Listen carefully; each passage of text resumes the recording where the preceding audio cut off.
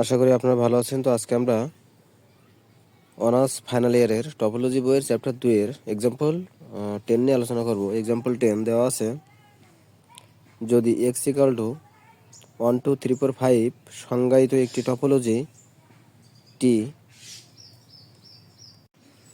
Equal to ফাঁকা set x 1 2 1 4 5 1 2 4 5 এবং এ set equal to 1 2 3 যেটা x এর উপসেট হয়, তাহলে এর একটি আপেক্ষিক টপোলজি নির্ণয় করো। এর একটি আপেক্ষিক টপোলজি নির্ণয় করো অর্থাৎ আমাদের যে সেটের বা যে ফাংশনের টপোলজি নির্ণয় করতে হবে সেই ফাংশনটা থাকতে হবে এবং একটা ফাঁকা সেট থাকতে হবে এবং কতগুলো উপসেট থাকতে হবে। এটা হচ্ছে আমাদের টপোলজি বা আপেক্ষিক টপোলজি নির্ণয় করার নিয়ম। তো এখানে দেখেন সমাধান।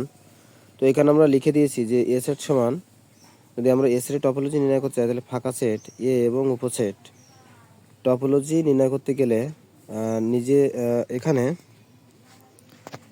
নিজেও থাকবে এবং ফাঁকা সেট এবং কয়েকটা উপসেট থাকবে। তাহলে এখানে দেখেন যে x ইকাল টু 1 2 3 4 এবং a সেট ইকাল টু 1 2 3, যেখানে t ইকাল টু আমরা x সেটের t ইকাল টু এটা দেওয়া ছিল। তাহলে আমরা জানি যে আপেক্ষিক টপোলজি সমান T equal to A intersection G such that জিটা টি এর অন্তর্ভুক্ত, জি বিলংস টু টি, অর্থাৎ জিটা টি এর মধ্যে থাকবে, টি এর মধ্যে অবস্থান করবে। তাহলে এখানে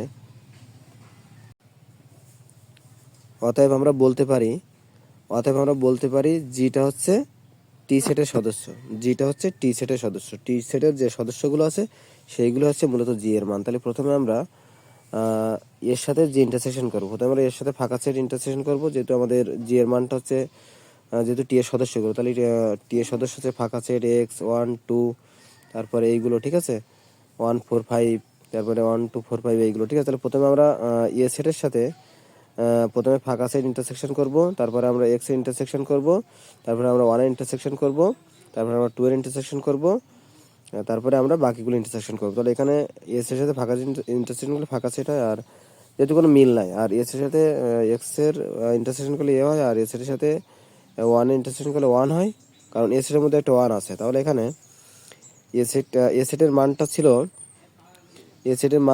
যেহেতু আমাদের 1 2 3, তাহলে এখানে 1 থাকবে, আমাদের 1 থাকবে, আর এখানে এ সেটের সাথে 1 2 4 5 এর ইন্টারসেকশন করলে 1 2 হয়। এবং তাহলে এখানে টি অফ এ হচ্ছে যে ফাঁকা সেট, এখানে ফাঁকা সেট, তারপরে এ, তারপরে এখানে 1, তারপরে এখানে 2, তারপরে এখানে হচ্ছে 1 2। এটা হচ্ছে মূলত আমাদের আপেক্ষিক টপোলজি এ সেটের, অর্থাৎ এ সেটের কোনো সেটের আপেক্ষিক টপোলজি নির্ণয় করতে গেলে একটা ফাঁকা সেট থাকবে এবং ওই সেটটা থাকবে এবং কতগুলো উপসেট থাকবে, তাহলে সেটাকে আমরা বলতে পারি আপেক্ষিক টপোলজি। তো আপনারা আশা করি বুঝতে পারছেন। তারপরে যদি কারো বুঝতে অসুবিধা হয় অবশ্যই কমেন্ট করে জানাবেন। ধন্যবাদ।